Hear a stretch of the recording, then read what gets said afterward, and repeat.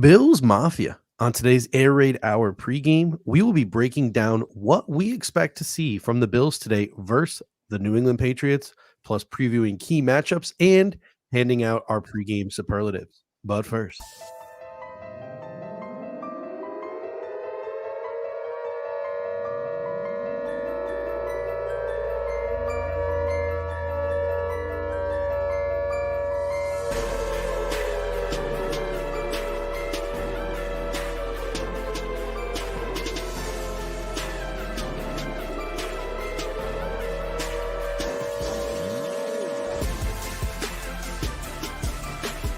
welcome to the Air Raid Hour, a Cover One Network podcast. Here are your hosts, Judge Mathis and Tilt Money. welcome in, ladies and gentlemen, to the Air Raid Hour Cover One pregame show presented by Picasso's Pizza. Tim Anderson, former Buffalo Bill, coming in saying, Happy New Year's Eve, happy game day, let's go Bills, and happy New Year's Eve to you all. And it looks like I just accidentally unplugged my camera. Let me see if I can get that back on in a second. But the 9-6 Bills take on the 4-11 New England Patriots from Orchard Park, 1 p.m. kickoff. Kevin Harlan, a very underrated play-by-play guy, in my opinion. My favorite. Like Kevin Harlan as He's well. my favorite. Yep. On the call for CBS, the Bills dropped their previous matchup versus the Patriots in Foxborough, 29-25. So we have some revenge game intrigue here today as well. A lot on the line for the Buffalo Bills, but knock on wood, just be thankful that Brad Allen isn't officiating today's game, right, Dave? My God, what another debacle from the NFL officiating overall, which has been a trend throughout the season. Questionable calls, game-changing calls, and in a year where things are a little bit tighter. There's not necessarily as much gap between the top teams and some of the bottom teams this year in the league. Like, some of these calls are really having material impacts on the outcome of these games, and it's unfortunate. And you mentioned the Bills coming in first time at 1 p.m. in what seems like forever against a Patriots team where they'll be looking for revenge. I just put a tweet out. Was going through and some last minute prep and just checking out the Patriots have only scored over 20 points 4 times all season. Their highest point total this season was 29 against the Bills back in week 7. So the defense will certainly be fired up with Daquan back and looking for revenge. As you mentioned, it's it needs to be a revenge type of game for the Bills here. Yeah, the only game the Buffalo Bills have played this year without Ed Oliver as well. So thankfully the Buffalo Bills have Ed Oliver back for this game today in Orchard Park. A lot going on around the league. The Dolphins take on the Ravens in the same 1 p.m. window as the Bills today, minus Jalen Waddle and Raheem Mostert. A Dolphins loss keeps the Bills alive for a possible AFC East title bout next week in Miami. There are 14 different scenarios where the Buffalo Bills can clinch a playoff berth this week. Some of the easiest to comprehend include a Steelers loss and a Bengals loss, a Steelers loss, a Jaguars loss, a Steelers loss and a Texans loss and a Colts loss, a Bengals loss and a Jaguars loss, or a Bengals loss, a Texans loss, and a Colts loss. But what all of these scenarios have in common, the Bills having a chance to win the AFC East if the Dolphins lose, the Bills clinching a playoff berth this week if some of these teams drop their games. What all of these games have in common is that the Buffalo Bills need to win today in order to keep the AFC East hopes alive, in order to secure a playoff spot before week 18. So a huge game. The Buffalo Bills cannot look ahead on their schedule.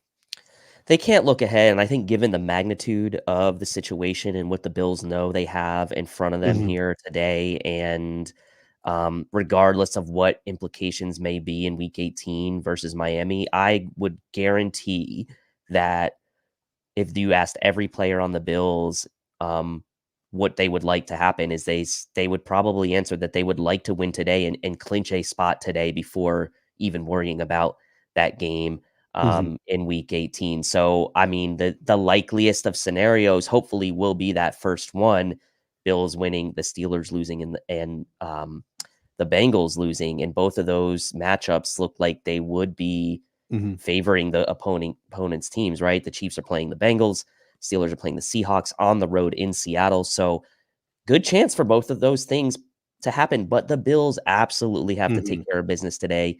I think everything that's led up to this point, including looking back on that Week 7 loss, some new faces in tow for the Patriots, but I would be shocked if the Bills weren't fired up emotionally for this game. 100%. So let's start talking about this game that the Buffalo Bills have to play today. And let's start with the weather report.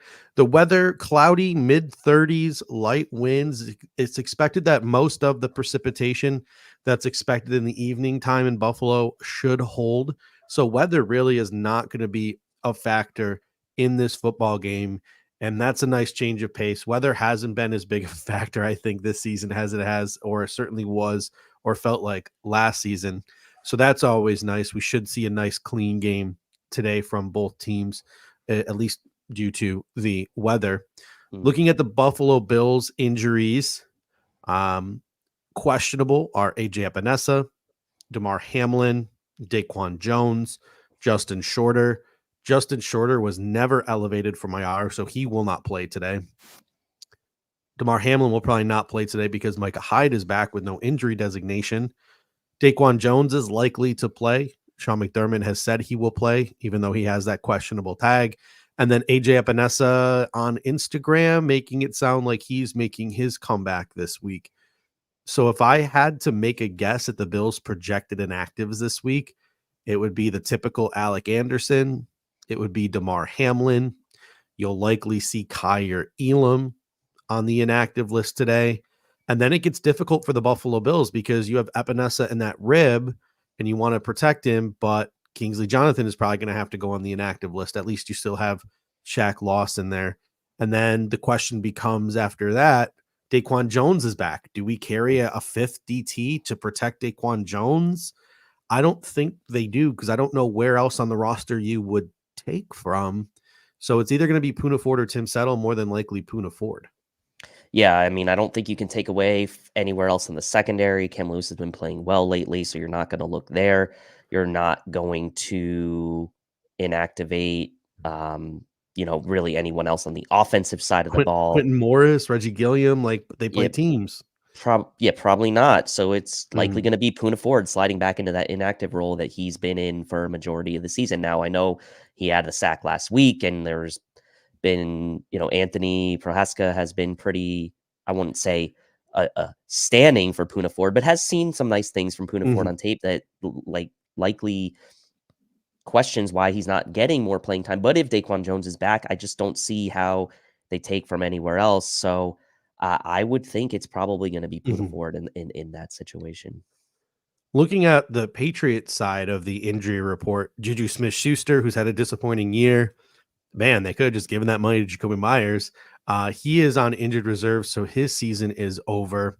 Kayshon Boutte is out with an illness. And then the big one for New England today, Jabril Peppers is out with a hamstring injury. I think that affects a lot of what they like to do in their secondary. They have a laundry list of guys who are questionable. Who knows who will play, who won't play. Hunter Henry, he was a limited participant in practice this week. He did not play last week with the knee injury. He is huge for their offense. He probably plays today. Kyle Duggar had an illness all week. He's the X factor on that defense, in my opinion. So he'll probably play, but he definitely won't be 100% with an illness. Miles Bryant in their secondary, Jonathan Jones in their secondary, Sean Wade in their secondary, all questionable, but likely to play with injuries. And then Anthony Jennings, one of their pass rushers, and Matthew Slater, their Hall of Fame special teamer, both questionable as well. So a laundry list of injuries for New England, but if I had to gather, it's probably some mind games from Bill Belichick, who just at this point, this is all he has left is just the mind games. Jabril Peppers is the big one that stands out. Yeah, Peppers is the big one that stands out, tied with the team lead with 2 interceptions. He's PFF's 5th ranked safety this year overall by their grading scale. So take that again with a grain of salt.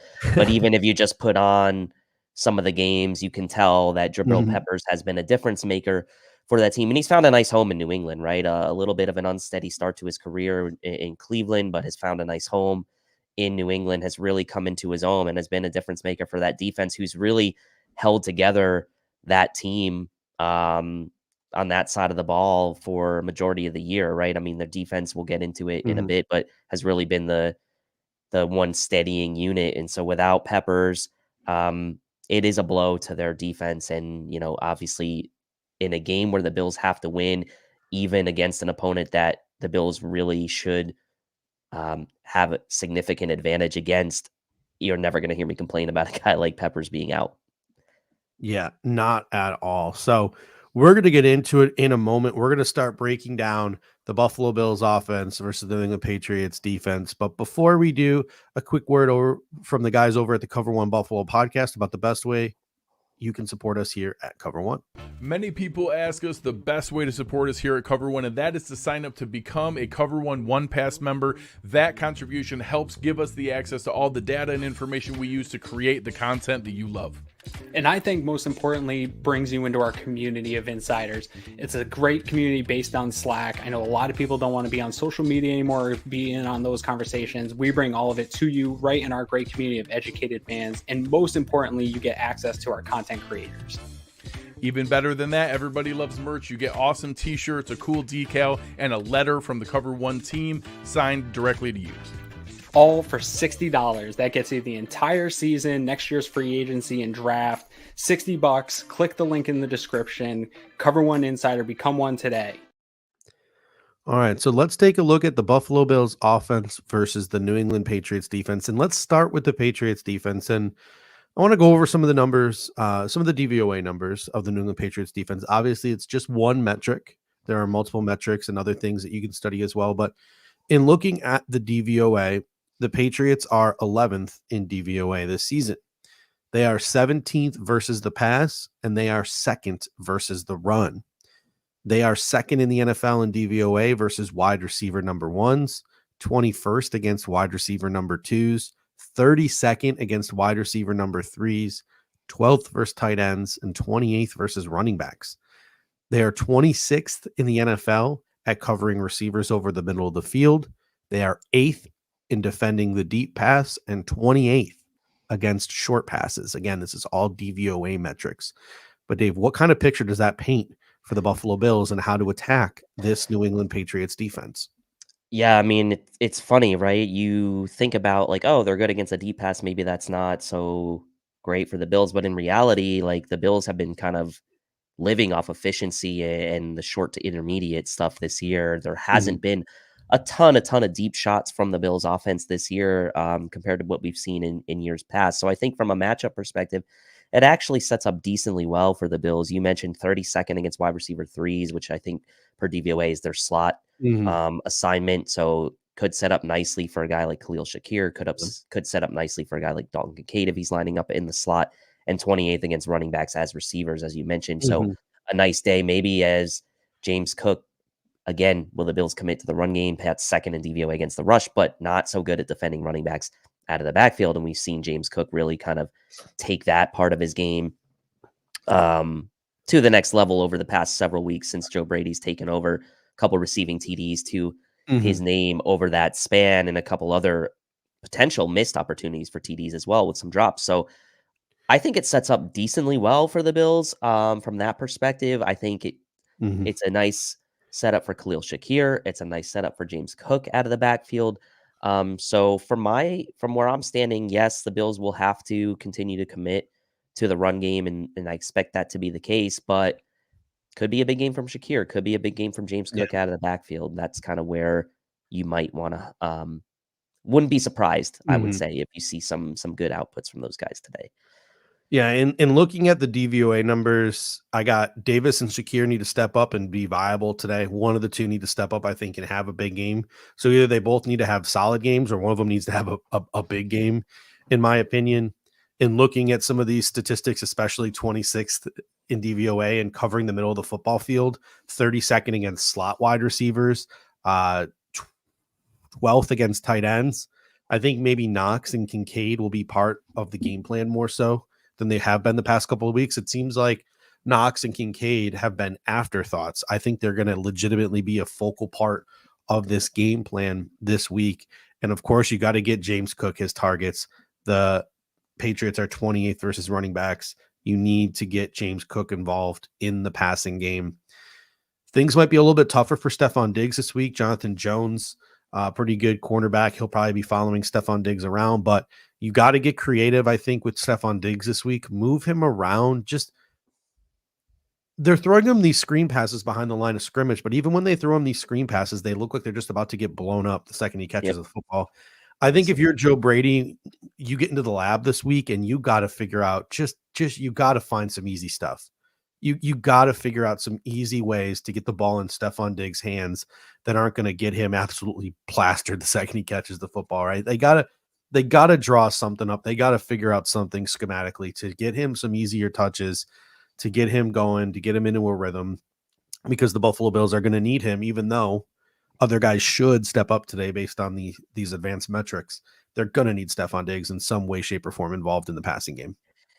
I like what you said about moving him around. I wouldn't mind seeing him in the slot a bit today. I also wouldn't mind seeing the Bills, with the way the Pats run their defense, run some pick plays for him. I mean, obviously you got to be careful to not get called for these OPIs and things like that. But these are plays that work against the type of coverage that the Pats like to run. And it can be subtle, right? I mean, Dalton Kincaid seems like a really good, I don't want to call it decoy, but a good player to kind of help in some of these pick play situations. I'd like to see some of these easy throws to Stephon Diggs where he's maybe slanting over the middle of the field. You said the Pats, obviously from a DVOA, struggle to cover the middle of the field a little bit. I'd like to see Stephon Diggs work over the middle of the field a little bit with the ability to catch the ball on the run. And that's something we haven't seen necessarily lately. It's been a lot of these screen plays at the line of scrimmage where he has to then try to make multiple guys miss because things are getting blown up. So to me, I'd like to see Stephon Diggs work the middle of the field a bit today, get him going on a couple situations where you can maybe run some pick plays. But the ball, the advantage for the Bills is going to be over the middle of the field, as you mentioned. And there's no reason for the Bills not to get a little bit creative this week with Diggs.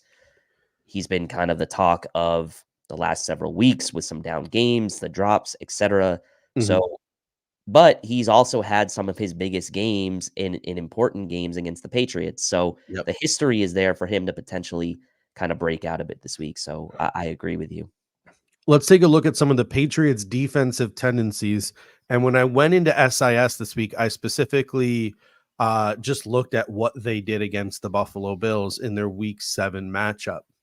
So the New England Patriots against the Buffalo Bills, some notable tendencies from their defense. They went 56% light box and 23% stacked box versus the Buffalo Bills in their first matchup. 35% of their plays were with 6 DBs and 41% of their plays were with 5 DBs. So even when they stacked the box, it was more disguising, right? And they were dropping a bunch of guys back. It was always 5 or 6 guys, a lot of DBs on the field. That's what the New England Patriots are known for. Something that maybe the Buffalo Bills can take advantage of today because their DBs are kind of dinged up. It was almost an even split between 1 and 2 high shells. There's a lot of variance there. And they blitzed 38% of the time, which is pretty high, and played a majority zone defense, 71%. So really, the New England Patriots plan was try to disguise who's blitzing, blitz, get pressure on Josh Allen, drop back into our zone defense with a ton of DBs, and try to force turnovers. I assume that's going to be their game plan again, because every time Bill Belichick has tried to go man to man on Josh Allen, he's been absolutely roasted. Yeah, I mean, and that's again kind of coming back to some of the themes with getting Diggs involved. This game really needs to be a scenario where the Bills kind of look at that pass matchup. They look at how the Pats maybe have played the last few weeks against some of these maybe lesser teams, and you think about, will they change things up a bit? And I would expect that they probably won't, right? Because they had been fairly successful against the Bills the first time around, but the Bills need to do a better job of taking advantage of it this time around. And they also need to do a better job getting out of the gates quicker, right? First downs, no 3 and outs early in the game.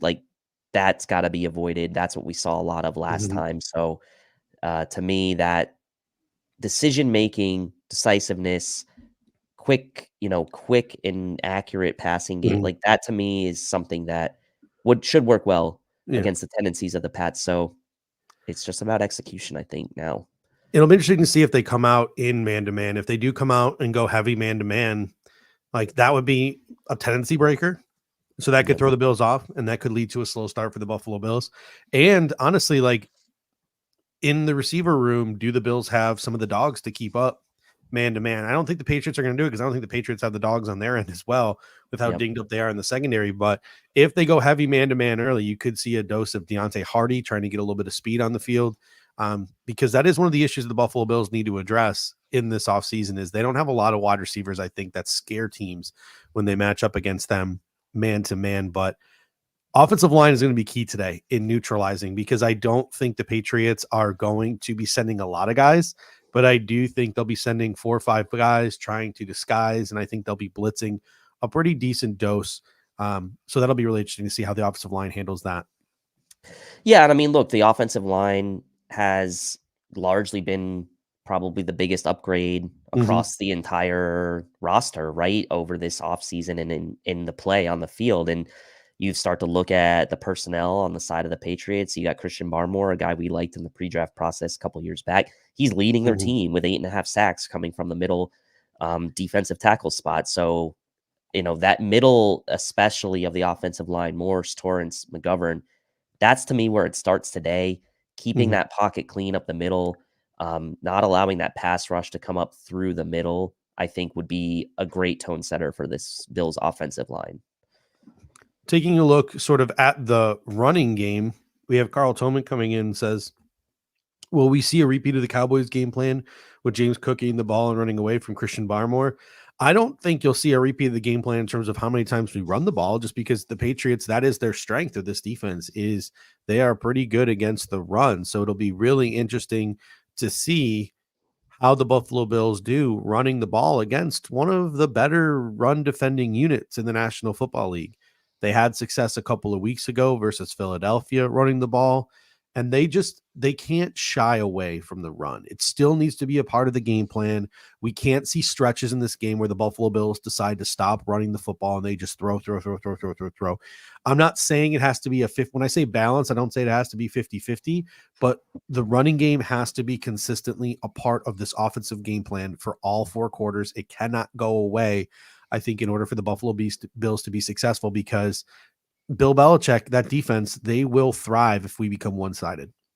They will. And I mean, you mentioned the Eagles game. I think that's a perfect example. The Bills stuck with that run, with the run in that game, and it wore the Eagles down over the course of that game, right? They early in the game, few jabs, few body blows, but then at the end, when the Bills needed to get that score at the end, it was run, James Cook, Latavius Murray. Like they have stuck with it fairly well, and when they've gotten in trouble has been when they've come out and done pass a lot of the times, and they go 3 and out and literally take like next to no time off the board. And when the Bills have been good recently, they've had that time of possession advantage, and it's no coincidence that it's correlated with that running game being not just part of the game plan early, but throughout the entire game. So the Bills do need to stick with it, and I think that's something that at least under Joe Brady, they've done a better job of. So yeah, they will need to stick with it.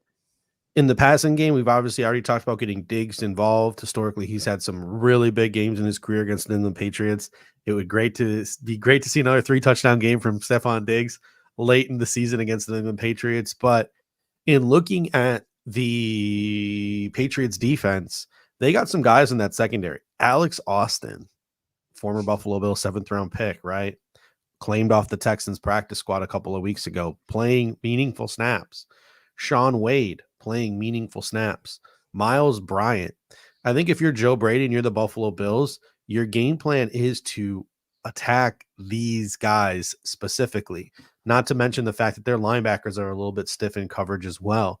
So in that sense, you look at Davis, you look at Shakir, you look at Kincaid, you look at Knox, you look at Cook. They all have what looks like favorable matchups on paper, favorable matchups in terms of advanced statistics. Which one or two of these guys do you think steps up and has a big day for the Buffalo Bills? Because it probably is not going to be all of them, right? Like it's not all of them are going to pop off today.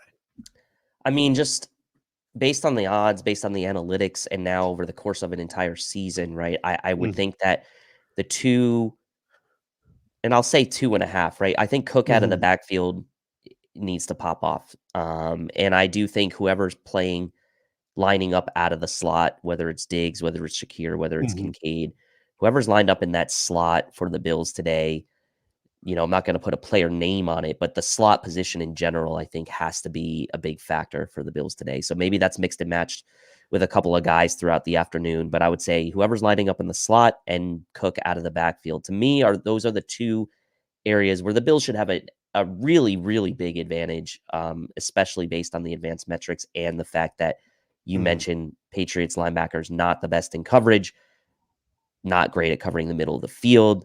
To me, I think that's where you need to look to start. Yeah, Shakir and Kincaid, man, like this is your chance. 32nd against slot receivers, DVOA, 26 over the middle of the field. This should be a Khalil Shakir, Dalton Kincaid game, right? Yep. So those are the two guys I think that I look at as the ones who need to step up. But if you're looking for a wild card, maybe it's Knox that makes 3 or 4 big catches. Again, the DVOA isn't favorable against wide receiver too. So again, maybe it is Gabriel Davis who steps up in this game. And then obviously you got to get James Cook his out of the backfield. I wouldn't even mind this week if it's just jumping the ball off to James Cook, right? I don't even need it to be the Joe Brady, LSU, Clyde Edwards-Helaire. Like, I don't even need it to be like the post routes and like the wheel route. I don't even need it to be that.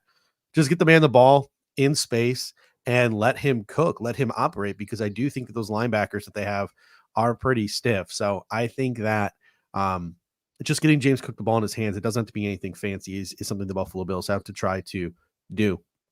Looking at the offensive line, there are some dudes on this Patriots defense, and like in terms of like the names on paper, especially with all the injuries that they've accumulated this year, Christian Gonzalez not playing, Matthew Judon not playing, etc. Jabril Peppers not playing. This is still a very solid unit because they work together and they're really well coached. And the offensive line in this game have to focus on some dudes, because there are 3 guys that I have listed here that easily could pop off and could easily have an impact on this game. Josh Uche is a pass rusher that I've always respected. I think if he makes a play or two, the Buffalo Bills could be in trouble, gets around a guy, forces a fumble, etc., could make a game-changing play. Christian Barmore, we've seen IDLs wreck the Bills before. Christian Barmore certainly has the ceiling and the capabilities of being a game wrecker in the middle of the defensive line.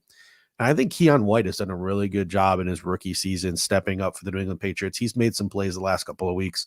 So if I'm Joe Brady, those are the 3 guys that I'm really keeping an eye on: Uche, Barmore, and Keon White up front. Yeah, Uche and Barmore are the guys that can be game wreckers. Keon White,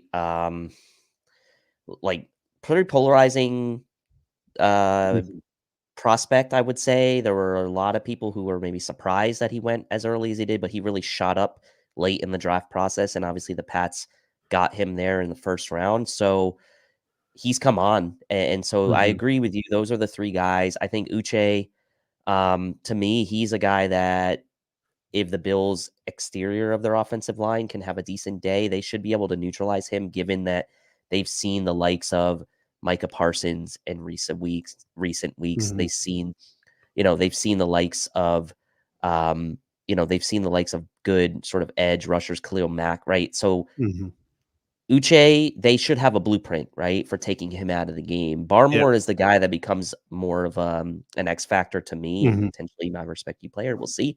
So, and again, the Bills have had their fair share of matchups against stud interior defensive linemen as well. Quinnen Williams twice, right? They've had to go against Chris Jones. Like, they've had to go against guys. So they should have a blueprint. And again, I'll say it again. Execution, to me, is going to be the name of the game today for the Bills, right? Matchup wise, they have blueprint. They have an advantage. They have to go out and do it on the field now. It comes down to execution for me. Josh Allen's focus, obviously Jonathan Jones, historically, he's had his ups and downs against the Buffalo Bills, but he's a pretty good corner. Kyle Duggar is, I think, the X factor on this New England Patriots defense. It's nice that we don't have to worry about Kyle Duggar and Jabril Peppers. It'll be really interesting to see how the Patriots, what wrinkles they try to throw at Josh Allen, and what they do to try to stop Josh Allen's legs, right? Because that could be the real game breaker here. I think that they're going to have guys spying Josh Allen and not allowing him to sort of break contain, not allow him to. I wouldn't even say break contain because it's hard to limit guys getting out of the pocket. But I will say, I think that there will be spies in place that will not allow Josh Allen to step up and run those ones up the middle, right? Up the interior. So it'll be really interesting to see how the Buffalo Bills respond to that if the Patriots can successfully take away Josh Allen's legs.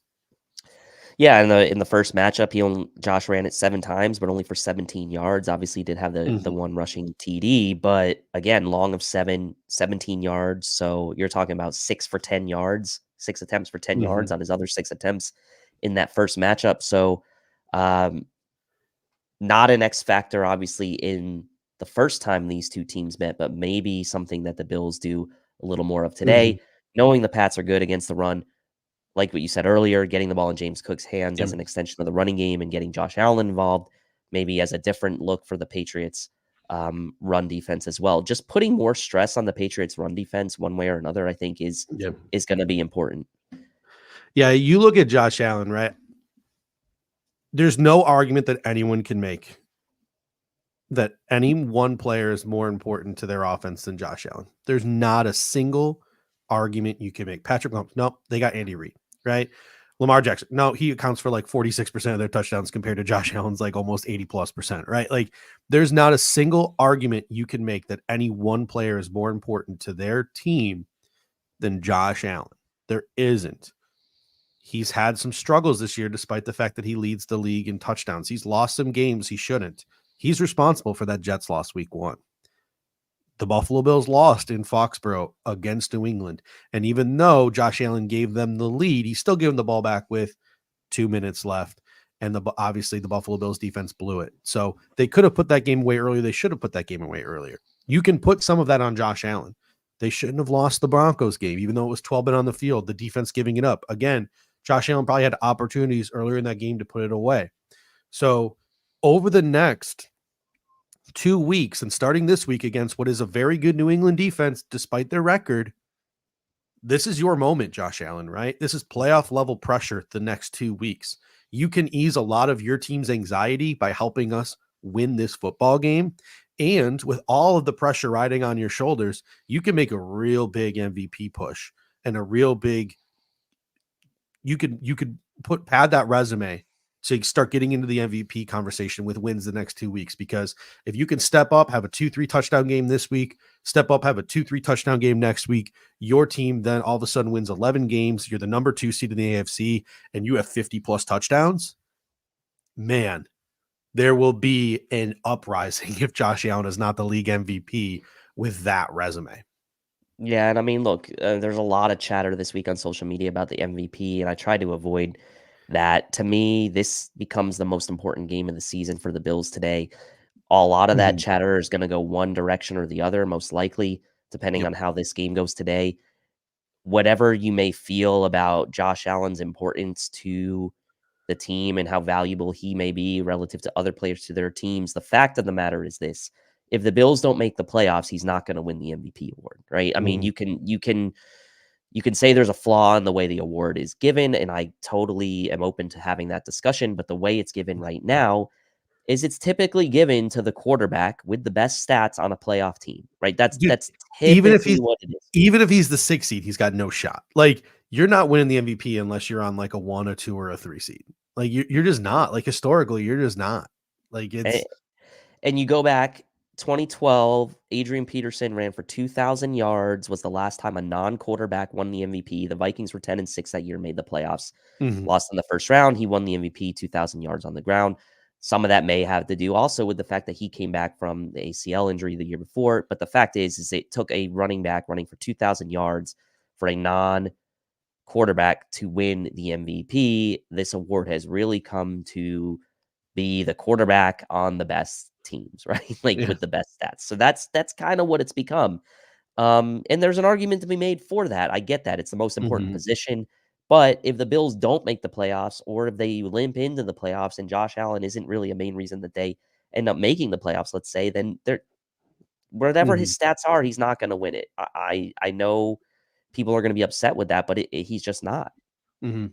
All right, let's take a look now at the matchup that the Buffalo Bills defense has against the New England Patriots offense. And I want to make jokes here, like what they consider to be an offense or, et cetera. But I can't make a joke because they put up 29 points on us last time we played. So looking at this New England Patriots offense, if you want to call it that, Bailey Zappe, the last 5 games, 66.8% completion percentage, 871 yards. That's 174 yards per game, 6 touchdowns, 3 interceptions over his last 5 games, which are the 5 games that he sort of started to become the starting quarterback of this football team over Mac Jones.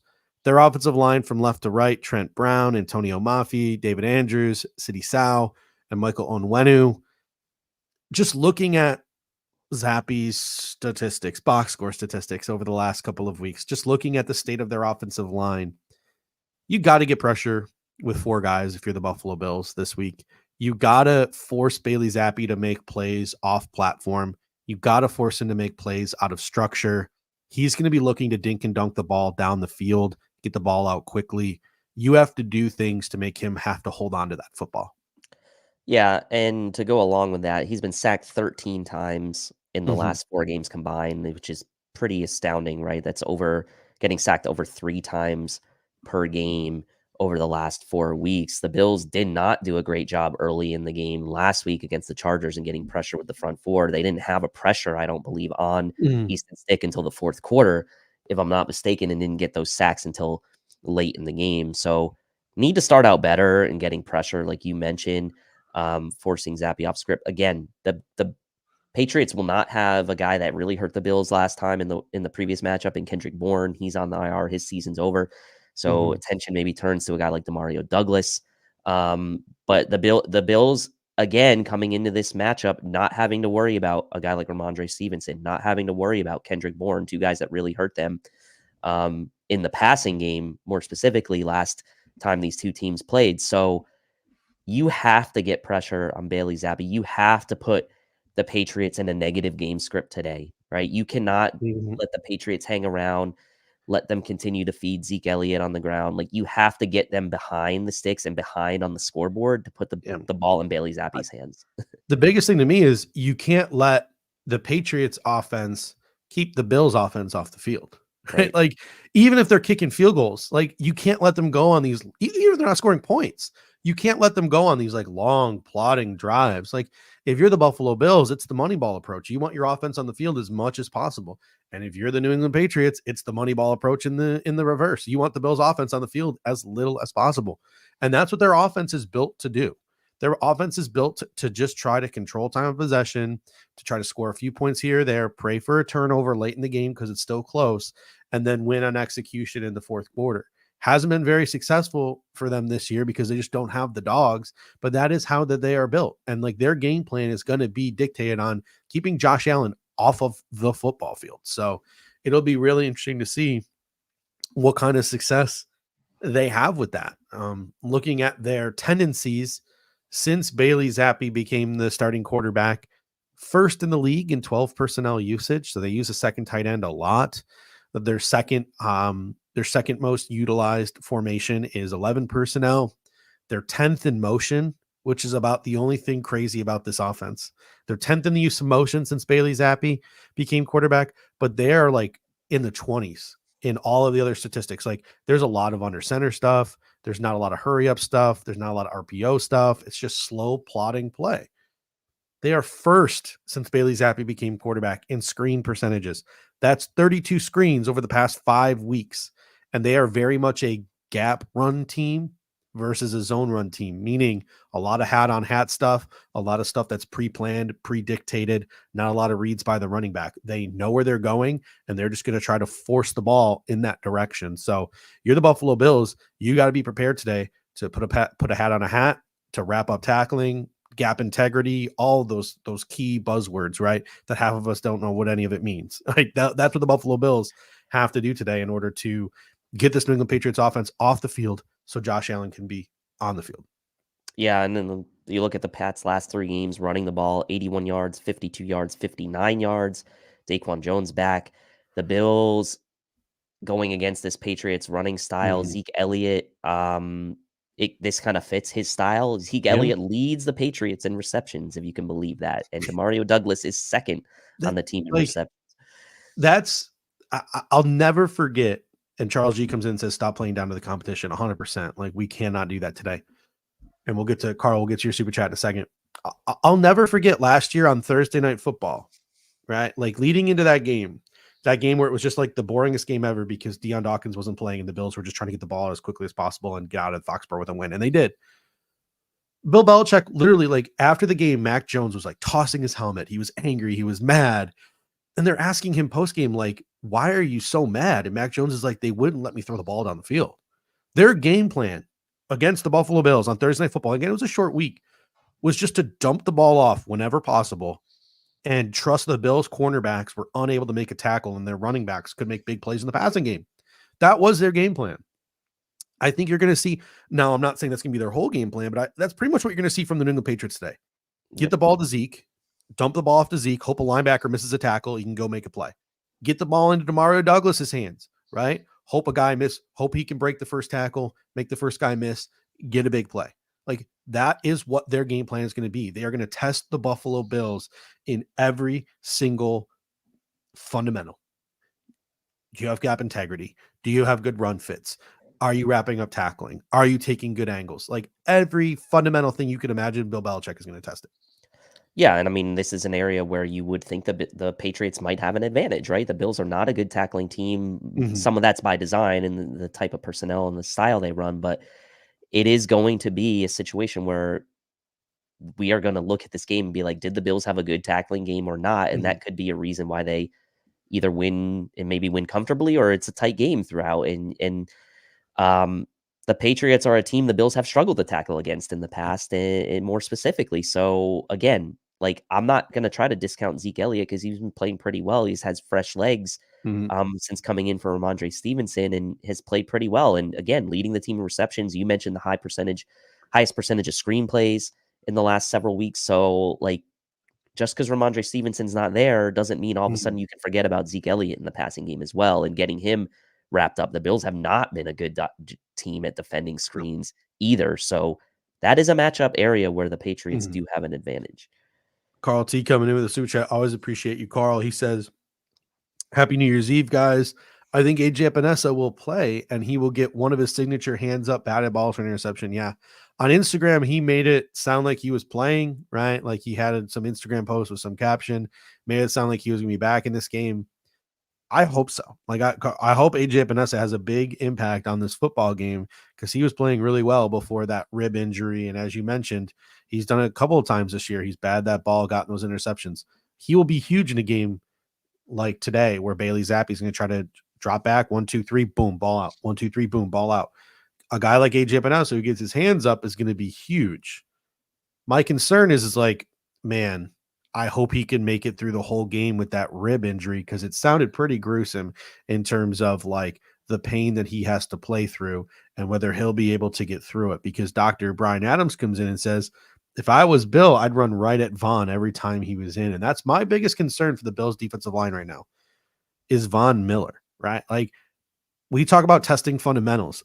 The most unfundamentally sound player I've seen on the Buffalo Bills defensive line this season has been Von Miller, who's been 100% over pursuing, taking bad angles, looking disengaged a lot of the times when there's a running play or the play goes away from him, etc. So if AJ Epinesa ends up not being able to play a lot, that's going to put more pressure on Von Miller to play. And yikes, that scares the hell out of me. And I would hope that there would just be a heck of a lot more Shaq Lawson. Yeah, and I mean, I think in a game like this, if you're the Bills, you somewhat need to anticipate that, right? And you should be using Von Miller sparingly in this game, right? Third and longs, probably exclusively.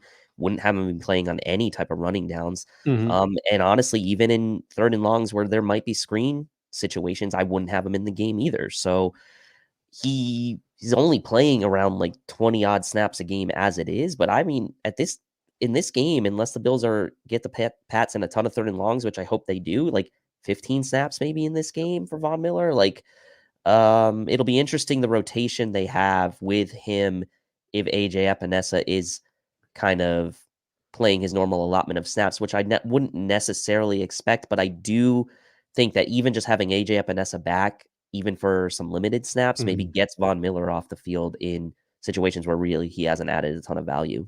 Yeah. Charles D comes in with a great comment. He says, I don't see a path for New England to win that doesn't involve a Bills turnover. This is your typical week 17 game against a division opponent that you're seeing for the second time. That's tougher than they look on paper and tougher than they look in their record shows. If you're the Buffalo Bills and you want to go and at home, you want to secure this win and set yourself up to possibly win the AFC East next week, you got to do what Sean McDermott always preaches, right? You got to play good complementary football. You got to win the turnover battle. You got to win the time possession battle. You got to win the field position battle.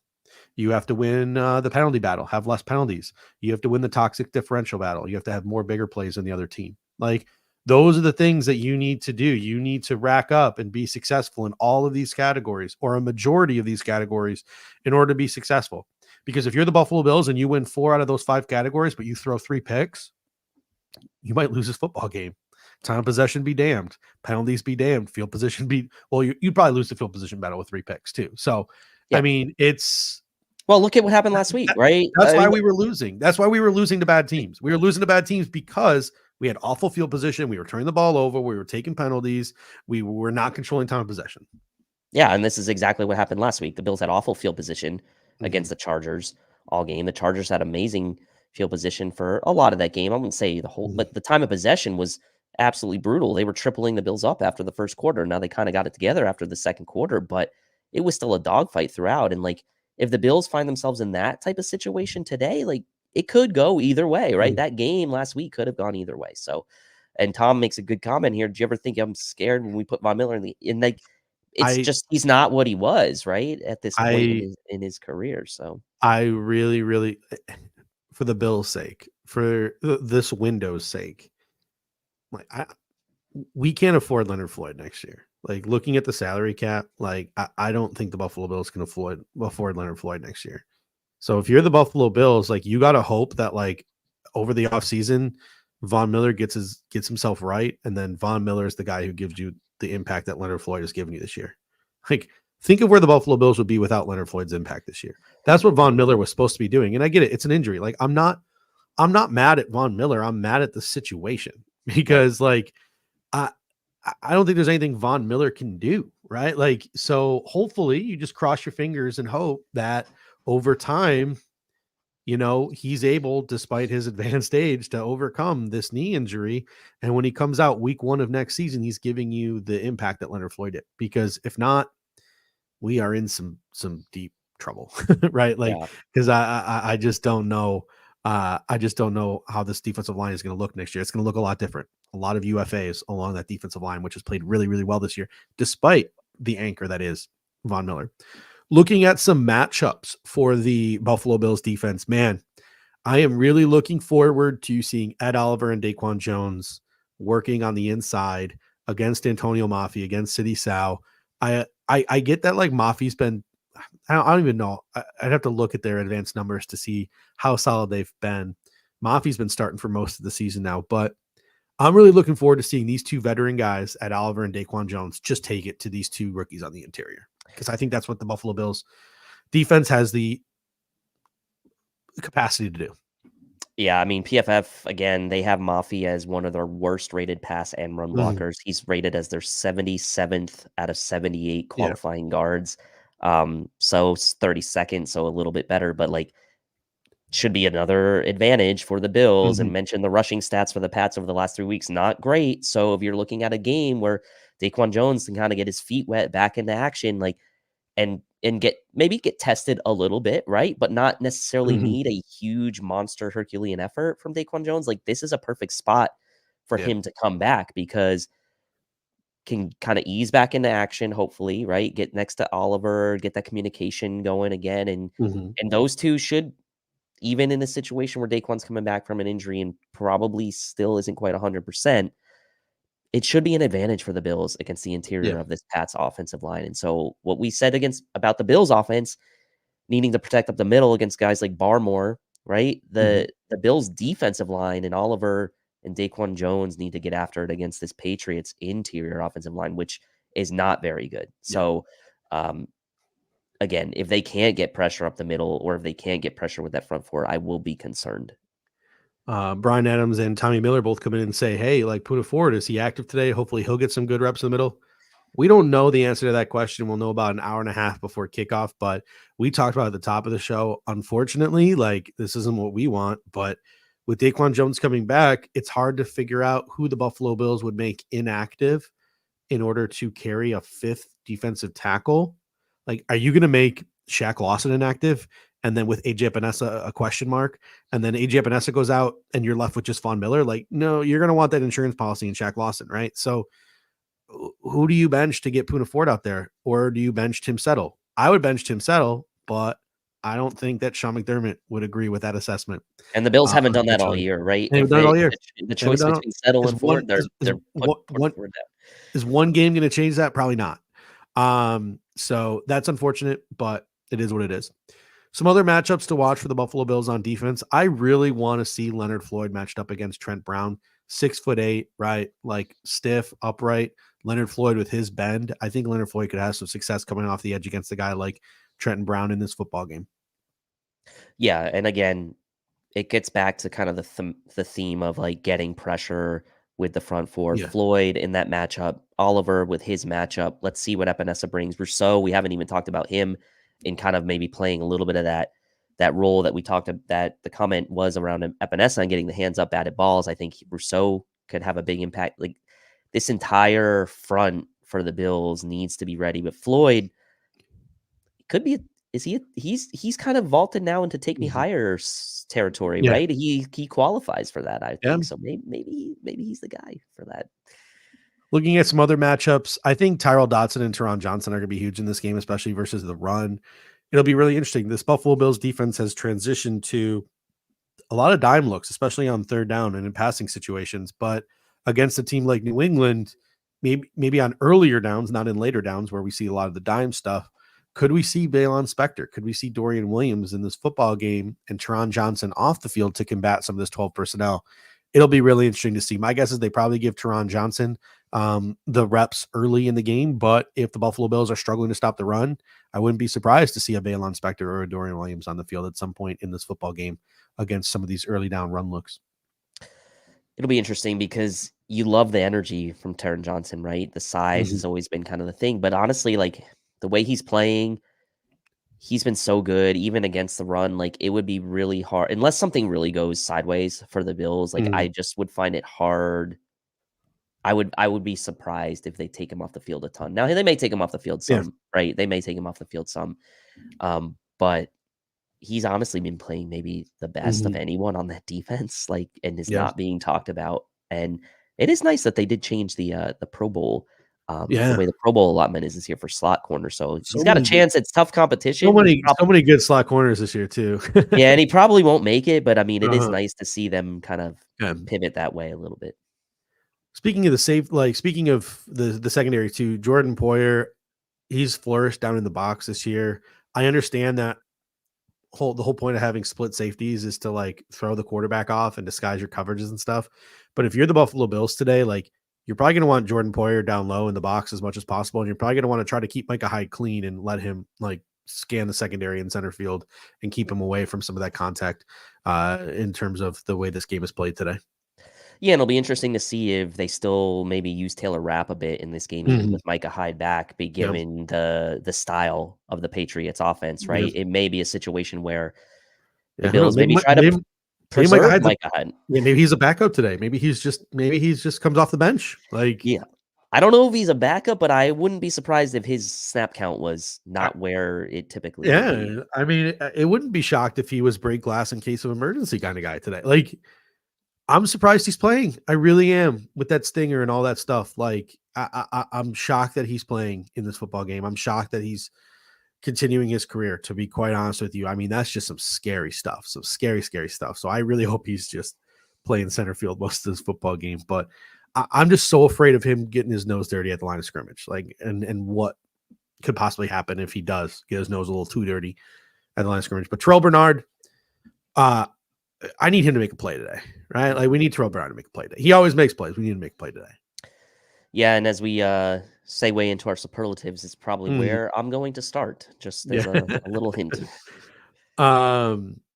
Players to watch for the Patriots. Listen, Zeke Elliott, Hunter Henry, Demario Douglas. If Yep. someone else other than those three beat you, fine, whatever.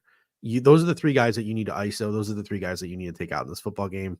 Special teams wise, Patriots not very good. 31st in DVOA. Chad Ryland has been downright bad this year, kicking the football, and they have another rookie punter in Behringer. So if you're the Buffalo Bills, you should have an advantage on special teams today, but hopefully it doesn't come down to special teams today, because with the Bills' luck, Chad Ryland will have finally figured it out and he'll kick 2 game-winning field goals in a row. So Chad Ryland, we don't want it to come down to that. We do not want it to come down to that. no, and teams don't miss field goals against the Bills, as we know. So, but Ryland's only 15 for 23 on the year, so he's missed 8 out of 23 field goals. It's pretty bad. He's missed some clutch kicks too. And I mean, Behringer, Uh-huh. you mentioned he's outside the top 20 in net average. So, but the Patriots punt a ton. They have the 3rd most punts in the league, which is not surprising.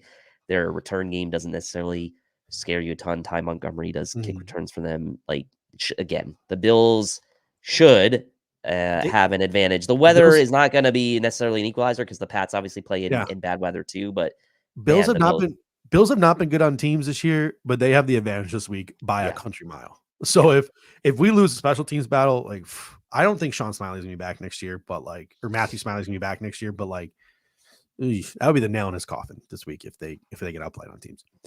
Before we get into our superlatives, this show is brought to you by Picasso's Pizza. 4 great locations in Western New York.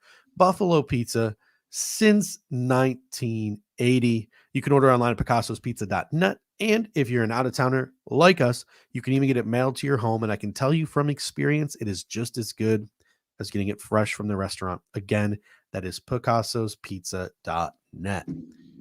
Like I said, really, you can. Picasso's Pizza is, if I lived in Buffalo still, I'm telling you right now what I would do. I would order Picasso's Pizza the day before, right? I'd probably order some wings with it. And then I'd probably eat the wings the night before. And then the next day I'd bring the pizza, the cold pizza, to the tailgate. And I would just heat it up on like a grill and get yourself some nice wood fire reheated pizza. That's what I would do. So if you're in Western New York, that's what should be your tailgate game plan with Picasso's. And if you're an out-of-towner like us, you can get it, you can order it, you can put it in the oven. It's a little gooey coming out of the oven, but then you throw it in the air fryer to get a little wood fire to it, and it's perfect, right? You've had it before too. It's great pizza. So head on over to picassospizza.net today. All right, let's get into the pregame superlatives. And I'll tell you what, Dave, this week, my life changed. Because I thought that nothing could top the Duke's Mayo Bowl, but then you were wrong. Pop-Tarts just come out of left field with the greatest bowl game ploy I have ever seen.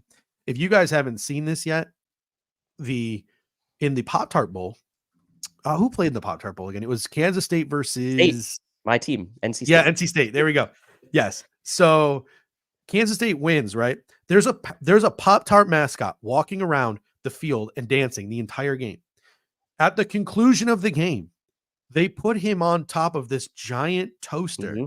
They feed the mascot through the toaster, and a giant Pop-Tart pops out, and the Kansas State team who won, sorry, Dave, got to eat the mascot. Absolutely unbelievable. And the reason why I bring this story up is because somebody did a great montage of the Pop-Tart dancing around and then going down the toaster, set to Creed's Take Me Higher. It was just an amazing experience. And hey, if no one's going to play, you might as well make it fun. Duke's Mayo Bowl makes it fun. Pop-Tart Bowl makes it fun. So I don't know. We got to find a way to work the Pop-Tart mascot into our superlatives next year. Like who's gonna pop off? Who's gonna eat the other team alive? There we go. Yeah. All right, let's cut out the silliness because we're serious today. We got a job to do, and that is to win this AFC East game to get ourselves back on track to win the AFC East. Your Take Me Higher player of the game, Dave, and people in the comment section, we're probably all running away at this point. You can comment as well with your Take Me Higher player of the game, and we'll throw some of those up there as well. Yeah, I mean, My gut wants to go with Terrell Bernard. I feel like he's going to have to be all over the field today, but I'm actually going to I'm going with Ed Oliver. I think missing last game obviously was detrimental to the Bills. Last time these two teams played, the Bills gave up 29 points. It was the most points the Patriots scored all season. That interior of the Patriots offensive line should be taken advantage of. Daquan Jones back next to Ed Oliver. He's still been playing lights out even without Daquan Jones next to him.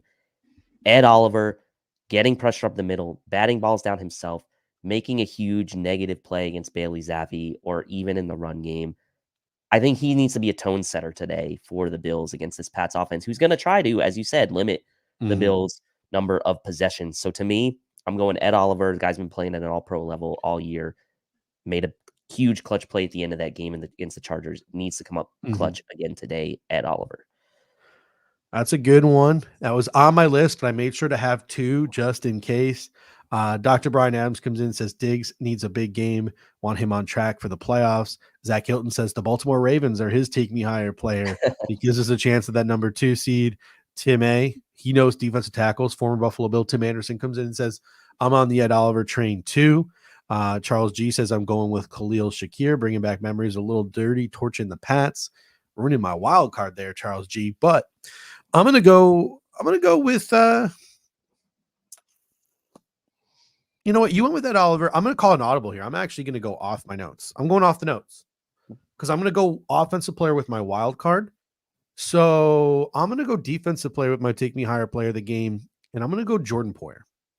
I think that again, tackling, sound, fundamentally taking good angles, all of those things are going to be very important for the Buffalo Bills to win this football game. The New England Patriots are going to try to get the ball into the hands of people like Demario Douglas in the slot. They're going to try to get the ball into the hands of Hunter Henry over the middle of the field. They're going to try to get the ball in the hands of Ezekiel Elliott out of the backfield. He leads the team in catches. A guy like Jordan Poyer is going to have to be all over the football field, making plays, making tackles. He and Bernard, I believe, keyed in on that forced fumble that gave the Bills the offense the ball back in the last game. And with a chance to win, the Bills took the lead, and then the defense forgot they were a defense on the last drive, and the Buffalo Bills lost that game. So I'm going to go with Jordan Poyer in this one. Aiden comes in and says Daquan Jones. Tommy Miller says Stephon Diggs, please take me higher. And Aiden, you might want to save the Daquan Jones 3 sacks one for the with the hottest take of the game. That'd be crazy. He was playing at an all pro level before he got hurt. So it's unfortunate.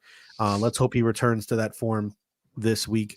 All right, now our wild card player of the game. This is a surprise player who steps up and helps the Buffalo Bills to victory. Dave, I'll start with you. Who's your wild card player of the game?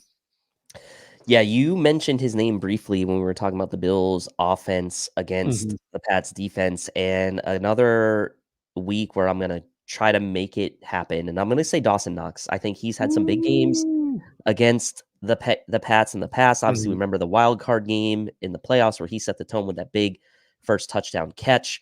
And Tim Anderson says, wild card Knox has his best game of the year. I think this game stylistically sets up well for Knox. I think that he's going to be on the field a ton today, and I think that the Bills will find a way to get the ball in his hands a few times.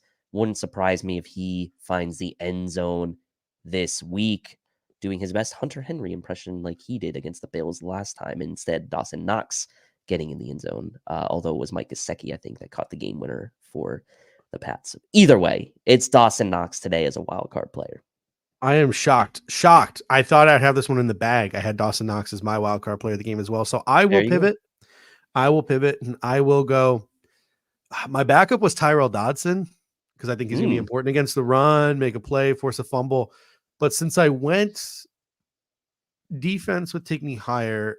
Sorry, Tyrell Dodson. Trust me, this is not me trying to disrespect you. I finally have some respect for you. I'm going to go Khalil Shakir. Right. So 32nd in DVOA against the slot. Just there's a bunch of banged up injuries in that secondary. I think that Khalil Shakir week after week after week is earning the trust of the coaching staff, earning the trust of Josh Allen. I think this is the week that like Khalil Shakir pops off and pushes 10 targets. This is the game that Khalil Shakir pops off, pushes 100 yards, right? This is the game that he might have like 1 or 2 touchdowns in this football game. So I think Khalil Shakir becomes a big part of the offense this week, attacking that New England Patriots defense. So I'm going to go Khalil Shakir as my wild card player of the game. Dr. Brian Adams comes in and says Douglas with 2 interceptions. Charles G says Groot run stopping and getting to Bailey Zappe. And Aiden comes in and says, haha, take Elam gets a pick and looks serviceable. I don't think he's gonna play, but that would be great if he did. All right, on now to our respect you player of the game. This is one player on the New England Patriots that the Buffalo Bills have to respect in order to win this football game. Dave, I will start with you. Easy to go Barmore. I'm going to go away from that. I think that I've seen the last few weeks, 4 or 5 games, this guy has looked motivated. He's looked ready to contribute. He has looked athletic. He's looked fresh. It's Zeke Elliott for me. I think the Bills didn't have to face a ton of Zeke Elliott the last time they played. He did play in that game, but it was the Ramondre Stevenson show. I don't think the Bills can just dismiss a guy like Zeke Elliott, who is leading the team in receptions, as we've mentioned a few times on this show. The Patriots have been using the screen game more than any other team over the past several weeks. The Bills haven't defended the screen well all season, and Zeke has really stylistically fits well in this Patriots offense, and he still scares me as a player. And so for me, I will say Zeke Elliott, respect you player of the game, both in the passing game and the running game. I'll tell you what, Zeke Elliott really stimulated, I don't want to say saved because I ended up losing, but really just gave me that little playoff push late in fantasy. I picked up, my fantasy team was middling at 500 all season. The last couple of weeks approaching the playoffs, I picked up Zeke Elliott and I picked up Hunter Henry. And it was really funny because for 2 consecutive weeks, I was like, I can't play 2 Patriots offensive players. I can't do it. So I started Kyle Pitts twice over Hunter Henry, and he had like 5 touchdowns in those 2 games. It was disgusting. I hated myself. But Zeke Elliott still showed up for me. But hopefully he doesn't show up for me today because I'm eliminated in all of my fantasy leagues. But all right, I'm going to start talking about my fantasy team now. Zach Hilton comes in and says, clearly it's Christian Barmore. I agree. I think he's got the ceiling to be a very dominant interior defensive player. That's where the Buffalo Bills have struggled with historically. Charles G comes in and says Martin Mapu. He's a good young player in that secondary as well. He might have more responsibilities this week with a guy like Jabril Peppers out. Tommy Miller comes in, says Josh Uche needs to be contained. Agree with that as well. It's like there's not a lot of names to choose from, and that's what's so weird because like it's a division team. They're feisty. That defense is good, even though the names on paper aren't crazy, right? Like no Christian Gonzalez, no Matthew Judon. Hunter Henry could be a possibility here, but he's dealing with an injury. People have already mentioned Uche. People have already mentioned Barmore. People have already mentioned Zeke Elliott. So I'm going to go with Kyle Duggar. Kyle Duggar is a really good player in that secondary. I think Josh Allen's going to have to understand and know where Kyle Duggar is at all times. I think he can make all plays at all 3 levels of the defense. So I'm going to go with Kyle Duggar as my respect you player of the game. And that leads us to our last 2 superlatives, starting with our fire sale or our hottest take of the game. Dave, I'll start with you and then I'll get to the comment section. What is your hottest take heading into this football game? Yeah, I think hot take for me today, the Bills have 5+ sacks on defense. I think they force the Pats into several 3rd and longs today. I think they come out fired up, Daquan Jones back, knowing what's on the line, and they are able to right the wrongs, I guess, of last week where they were not able to get early pressure on Easton Stick. Bailey Zappe is not the runner that Easton Stick is. Bailey Zappe has been sacked 13 times combined over the last 4 games. The Bills, with Daquan back, with even a limited AJ Epinesa back, bring the hammer down on that Pats offense today, able to get pressure, 5+ sacks from the Bills defense today. I really want my hot take to be that I have no hot takes because this just seems like a kind of football game where like I think it's just going to be a football game, right? Like it's a division opponent. They got a stingy defense. They don't really have much on offense. I think it's going to be a slow plotting game. I don't think anyone's going to pop off or go too crazy statistically. Like this game, I think is one of those games that's like the kryptonite to hot takes. But since I disrespected Tyrell Dodson at the top by not giving him my wild card player of the game. How about this? Tyrell Dodson, double-digit tackles and a forced fumble. Okay. Double-digit tackles and a forced fumble. I will give Tyrell Dodson his due. I think he's been really good in his run fits this year. No, he's not the second best linebacker in the league, PFF, but I think he did a really good job. I think he's going to earn a really big contract. Not big contract because linebackers don't get big contracts, but I think he's going to earn a serviceable contract somewhere else next season. And kudos to him. As an undrafted free agent, that is really difficult to do, to find your place in this league, to stick in this league, to contribute the way you did in this league, despite the fact that like you struggled previously. So kudos to Tyrell Dodson. My hot take of the game is that he has double-digit tackles and a forced fumble. All right, Dave, time to go back to the future with our game prediction. Paint a picture for us. How are the Buffalo Bills going to do in this game? What is the score going to be? What's it going to look like? And people in the comment section, hit us up with your game predictions as well. Yeah, recency bias may be getting to me a bit here, but I don't know how I don't know how smooth and dominant the Bills offense is gonna look today. The Pats have a good defense, as we've kind of talked about throughout the show. I do think the Bills offense starts out a little bit slow today. The Pats kind of linger around in this game. Chad Ryland does make all of his field goals in this game, but ultimately the Bills offense will do enough. The Pats, lowest scoring team in the league, 14.1 points per game. If the Bills can get to 20 points, there's no reason for them to lose this game, and I think they will do that. Playing at home, playing fired up, knowing what's on the line, and the Bills offense eventually kind of figures it out, and the defense does its job for most of the day. As I said, 5+ sacks in my hot take for the defense, and the Bills do end up pulling away this one in the end. I'll say Bills 24, Pats 13. Tommy Miller comes in, says 27-13 Bills. Tim A comes in, says Bills 21, Pats 13. How great would it be if Tim A really is Tim Anderson, just like sitting at home watching? Yeah, intentionally not putting his picture. Smart move. Bill W comes in, says 28-10 Bills. Charles G says, can we please just see the passing game get on track? RJ Melville coming in saying 23-21 Bills because we can't have anything easy. Aiden says Bills win 48-0. Going to feel like Groundhog Day for the Patriots. I will be that would be so amazing. Happy if that happens. I got to stop pounding the table because that's apparently what's throwing off my camera today. Superior Law, the first player the Bills should extend should be Leonard Floyd. I think you might be a little upset when we get to the offseason there. And Aiden 47-17. If we want to be specific, Renaissance Man comes in, says 31-7. I will say Buffalo Bills 23, New England Patriots 13. I think it is a close game early. I think the Buffalo Bills break away late. I think the Pats do a pretty decent job of milking clock in this game, which keeps the Buffalo Bills offense from truly ever opening it up points-wise. But the Patriots just don't have the firepower on offense to keep up with what we do manage to do on offense today. So I'm going to go Buffalo Bills 23, New England Patriots 13, and we are going to be stressed throughout the entirety of the game because it will be close for the entirety of the game.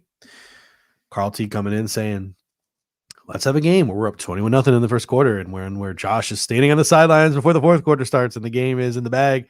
There is no nail-biting. Bills win 38-3. Let's hope for that. Yes. Because not only that, but, the momentum carrying into next week to hopefully win the AFC East, the momentum, not the momentum, but the health, right? Repercussions of being able to sit some of your starters late and have guys healthy and fresh for next week against Miami, if that game is in fact for the division, all things that are super duper important. All right, ladies and gentlemen, it is about 2.5 hours until kickoff, which means about an hour until we get the inactives. Follow us on social media. You can follow him at Tilt Money. I'm boring now. I don't go on my personal account ever anymore. You can follow me doing all the dumb shit over at the Bills Guys on X, formerly known as Twitter. We will be talking about the inactive lists. We will be posting clips from this show. We'll be engaging with people throughout the pregame process leading up to kickoff. You can catch us Monday night, 9 p.m. Don't forget, you can also catch the Cover One postgame show live tonight following the game with Greg and Aaron and David Fox. will have his post-game report available on cover1.football immediately following the game as well. So I'll tell you what, people are ripping on the 4 p.m. window. I liked the 4 p.m. window because I got to watch Red Zone for 3 hours stress-free. But it'll be really nice if the Buffalo Bills get a dub. I can watch the Red Zone network stress-free and hope for Seahawks win and hope for who are the Bengals playing? Chiefs win. Hoping for a Chiefs win. So the Buffalo Bills can secure their spot in the playoffs. Obviously, the Ravens and the Dolphins are playing in the 1 p.m. window. That makes no sense to me. That should be the primetime 4 o'clock game. But, hey, we get to watch Packers Vikings on Sunday Night Football tonight. Do you think that like they're just like, well, it's New Year's, no one's be watching anyway? Like, how do you not flex that thing? I will say this: the New Year's Eve programming to me is awful. So I will definitely be watching the football game. I'm hosting a game night tonight, so I decided to be social. Invite some people over. I might not even watch a football game tonight. So, the West Coast is awful for New Year's. Like, I take it back. It might be nice in California, right? So, when I first moved out here 6-7 years ago, I live in Phoenix, Arizona, right? I'm sitting down and I always used to go home for New Year's. So my first time here for New Year's with my wife, we just moved into our new home and we had some people over. And you have the New York ball drop at 10 p.m. And then we wait the 2 hours. And then at the midnight ball drop, like they just replayed the New York ball drop. Mm-hmm. There's no time zone ball drop for what's going on in Phoenix. Like Phoenix doesn't drop a ball. Like no balls were dropping that night. Like I'm sitting there like, what is going, why is nothing dropping from the sky? Like I have to watch a replay of Times Square. This is bullshit. And then an hour later at 1 a.m. we get to watch like a Los Angeles ball drop. I'm like, this is time zone. What's the word? I don't know. Time zonist. Like, it was bullshit. Like it was quite frustrating. Never watching that again. Not that I ever should have been watching that, but it's whatever. We've been oddly watching the Miley Cyrus stuff every New Year's. It's weird, but my wife likes it. All right. So now that we're done with that, ladies and gentlemen, thank you so much for sticking through us with us. Hopefully on Monday, we are talking about a Buffalo Bills win. Hopefully we're talking about a Miami Dolphins loss. And hopefully we are talking about a matchup that could decide the AFC East next week in Miami. I'll take it. I'll take the fact that the game is in Miami. I'll take it. Yep. All right, ladies and gentlemen, thank you so much. And until next time, go Bills. Go Bills. Thank you for watching tonight's episode of the Air Raid Hour. Make sure to hit that like button on the way out. If you are catching the show on demand, leave a reply in the comments section and we will respond over the course of the week. You can always listen to every episode next day on all major podcasting platforms, including Apple Podcasts and Spotify by searching Air Raid Buffalo. Thank you for your continued support, and as always, go Bills!